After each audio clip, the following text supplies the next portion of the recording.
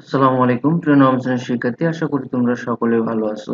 নবম শ্রেণীর গণিত বিষয়ের অষ্টম শিখন অভিজ্ঞতায় সুষম ও যৌগিক ঘনবস্তু পরিমাপের অনুশীলনীর আজকে আমরা 11 নম্বর সমস্যার সমাধান করার চেষ্টা করব। এর আগে যারা 10 পর্যন্ত সমস্যাগুলো দেখোনি তারা আগের টিউটোরিয়ালগুলো অবশ্যই দেখে আসবে আর আমার চ্যানেলটি সাবস্ক্রাইব করে রাখবে, কারণ চ্যানেলটি সাবস্ক্রাইব করে রাখলে পরবর্তীতে আমি ভিডিও আপলোড করার সাথে সাথে সেটি তোমরা পেয়ে যাবে। তো দেখো 11 নম্বর সমস্যায় যেটি বলা হয়েছে, চিত্রের যৌগিক ঘনবস্তুটির ভূমির ব্যাসার্ধ 10 সেন্টিমিটার। এই যে একটা চিত্র, এই চিত্রের ঘনবস্তুটির ভূমির ব্যাসার্ধ 10 সেন্টিমিটার, এই যে 10 সেন্টিমিটার এবং নিম্নাংশের উচ্চতা 16 সেন্টিমিটার। অর্থাৎ এই যে নিচের যে অংশটুকু আছে এইটার উচ্চতা হচ্ছে 16 সেন্টিমিটার। এখন 1 নম্বরে বলছে কি ঘনবস্তুটির উপরের অংশ অর্ধগোলাকার হলে ঘনবস্তুটির উচ্চতা কত। তাহলে উচ্চতা বের করতে হবে, এটার উচ্চতা কত সেই অংশটুকু বের করতে বলছে। আবার 2 নম্বরে ঘনবস্তুটির উপরের অংশের ক্ষেত্রফল কত, অর্থাৎ এই অংশটুকুর ক্ষেত্রফল কত সেটা নির্ণয় করতে বলা হয়েছে। 3 নম্বরে বলা হয়েছে ঘনবস্তুটির সমগ্র তলের ক্ষেত্রফল কত, সমগ্র তলের ক্ষেত্রফল কত সেটি নির্ণয় করতে হবে। এরপর ঘনবস্তুটির আয়তন কত সেই আয়তনটি নির্ণয় করার কথা বলা হয়েছে।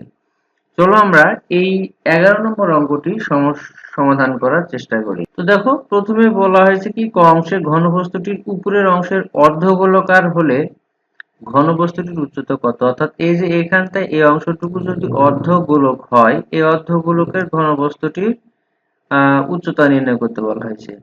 সমাধান দেওয়া আছে ঘনবস্তুটি ভূমির ব্যাসার্ধ r সমান 10 সেন্টিমিটার। আমরা জানি ব্যাসার্ধকে r দ্বারা প্রকাশ করা হয়। এখানে দেওয়া আছে ব্যাসার্ধ 10 সেন্টিমিটার এবং নিম্নাংশের উচ্চতায় যে উচ্চতাটুকু দেওয়া আছে 16 সেন্টিমিটার।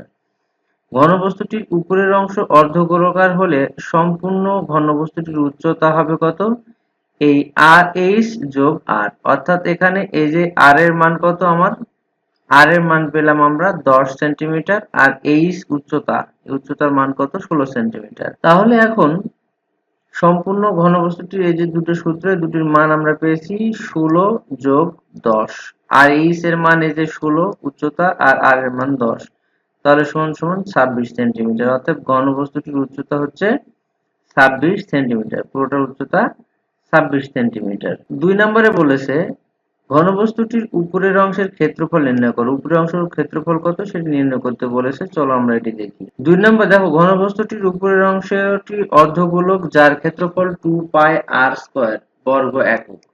এখানে r এর ব্যাসার্ধ দেওয়া আছে 10 সেন্টিমিটার। এখানে দেখো একটা চিত্র দেওয়া আছে। ঘনবস্তুটির উপরের অংশের ক্ষেত্রফল 2 পাই r স্কয়ার, তাহলে এখানে r এর মান দেওয়া আছে, আমরা 2 এখানে সূত্রে 2 আর পাই এর মান হচ্ছে 3.1416 আর r এর মান হচ্ছে 10 এর উপর স্কয়ার। তাহলে 2 গুণন এই 10 এর উপর স্কয়ার করলে হবে 100। এই 100 কে যদি 2 দ্বারা গুণ করি তাহলে 200 আর এখানে 3.146 বর্গ সেন্টিমিটার যদি গুণ করি সেটা পাবো 628.32 বর্গ সেন্টিমিটার। এটি উপরের অংশের ক্ষেত্রফল। অতএব ঘনবস্তুটির উপরের অংশের ক্ষেত্রফল 628.32 বর্গ সেন্টিমিটার। এখানে একটি নোট নিয়ে রাখো, দেখো যে অর্ধগোলকটির নিচের বৃত্তাকার অংশ ভূমির অংশকে বিবেচনা না করে, নিচে যে একটা অংশ ছিল সেই অংশটা বিবেচনা না করে অর্ধগোলকের ক্ষেত্রফল 2 পাই r স্কয়ার বর্গ একক এবং ভূমির ক্ষেত্রফল পাই r স্কয়ার বর্গ একক। এখানেও ব্যাসার্ধ কিন্তু r সমান 10 সেন্টিমিটার। ভূমি বাদে, এখানে বাস হবে না, বাদে উপরের অংশের ক্ষেত্রফল 2 পাই r স্কয়ার মাইনাস পাই r স্কয়ার। তাহলে এখানে পাই r 2 পাই r স্কয়ার থেকে আমরা যদি পাই r স্কয়ার বাদ দিই তাহলে পাবো একটা পাই r স্কয়ার। তাহলে এখানে পাই এর মান 3.1416 আর r এর মান হচ্ছে 10। এখানে 102 নয়, এই দুটো উপরে চলে যাবে, 10 এর উপর স্কয়ার তার মানে 100। এর সাথে দুটো যদি আমরা গুণ করে দিই 3.1416 এর সাথে 100 গুণ করলে 314.16 বর্গ সেন্টিমিটার। এটা হলো মধ্যগোলকের ক্ষেত্রফল এবং ভূমির ক্ষেত্রফলের মধ্যে যে উপরের অংশের ক্ষেত্রফল। 3 নম্বরে বলেছিল ঘনবস্তুটির নিচের অংশটি একটি বেলুন বা সিলিন্ডার। সুতরাং সিলিন্ডার সমগ্রতলের ক্ষেত্রফল, সমগ্রতলের ক্ষেত্রফলের সূত্র 2 পাই r ইন্টু r গুণন h, অর্থাৎ 2 পাই r এর r হচ্ছে ব্যাসার্ধ আর h হচ্ছে উচ্চতা। তাহলে এখানে সূত্রে 2 পায়ের মান 3.1416, এখানে এই আর এর মান পরে বসানো হয়েছে 10, আর এখানে দেখো আর এর মান 10 যোগ এইচ এর মান হচ্ছে 16, উচ্চতা 16।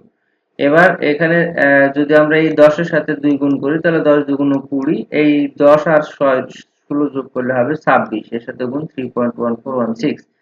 ক্যালকুলেটরে একবারে গুণ করে পেয়েছি আমরা 16333.632, অর্থাৎ 1633.632 বর্গ সেন্টিমিটার। আবার ঘনবস্তুটির উপরের অংশটি একটি অর্ধগোলক। তাহলে ভূমিবাদে বক্রতলের ক্ষেত্রফল পাই আর স্কয়ার বর্গ একক। পায়ের মান এখানে 3.1416 আর আর এর মান তো 10, এর উপর স্কয়ার গুণ করে পেয়েছি আমরা 314.16 বর্গ সেন্টিমিটার। তাহলে ঘনবস্তুটির সমগ্রতলের ক্ষেত্রফল কত হবে? এই সিলিন্ডারের সমগ্রতলের ক্ষেত্রফল এর সাথে যোগ হবে অর্ধতলের বক্রতলের ক্ষেত্রফল, দুটি যোগ করে আমরা পেয়েছি 1947.79 বর্গ সেন্টিমিটার। অতএব ঘনবস্তুটির সমগ্রতলের ক্ষেত্রফল হচ্ছে 1947.79 বর্গ সেন্টিমিটার। এখন আর একটি অংশ আছে 4 নাম্বার। 4 নম্বরে বলেছে কি আমাদের আয়তন নির্ণয় করতে হবে। তো ঘনবস্তুটির উপরের অংশের আয়তন সমান সমান অর্ধগোলকের আয়তন। এখানে সূত্র হচ্ছে হাফ ইন্টু 4/3 পাই আর কিউব ঘন একক অর্ধগোলকের আয়তন। এইটি যদি 2 কে 2, 2 দুগুণ 4 কেটে দিই তাহলে উপরে থাকবে 2 আর নিচে থাকলো 3, আর পায়ের মান 3.1416 আর এর মান 10, এর উপর কিউব। এবারে দেখো এই 2/3 গুণন এত এবং 100 এর উপর অর্থাৎ 10 এর উপর যদি 3 থাকে তাহলে 3টা শূন্য হবে, যদি 4 থাকে তাহলে 4টা শূন্য হবে। এখানে 3 আছে, 3টে শূন্য বসানো হয়েছে এবং এই সবগুলা যখন আমরা ক্যালকুলেশন করছি গুণ করে ভাগ করলে পাবো 2094.4 ঘন সেন্টিমিটার। এটি পেলাম কি উপরের অংশের আয়তন। তাহলে নিম্নাংশের আয়তন আছে সিলিন্ডারের আয়তন। সিলিন্ডারের আয়তন সূত্র পাই আর স্কয়ার এইচ। পায়ের মান বসালাম, আর এর মান বসালাম, এইচ এর মান বসালাম। এরপর সবগুলা যখন গুণ করা হয়ে যাবে 10 এর উপর স্কয়ার মানে 100, এবার এগুলোকে গুণ করলে আমরা পাবো 5026.56 ঘন সেন্টিমিটার। তাহলে পুরা ঘনবস্তুটির আয়তন কত হবে? এই উপরের অংশের আয়তন এবং নিম্নাংশের আয়তন এই দুটি যোগ করলে পাবো 7120.96 ঘন সেন্টিমিটার। অতএব ঘনবস্তুটির আয়তন 7120.96 ঘন সেন্টিমিটার।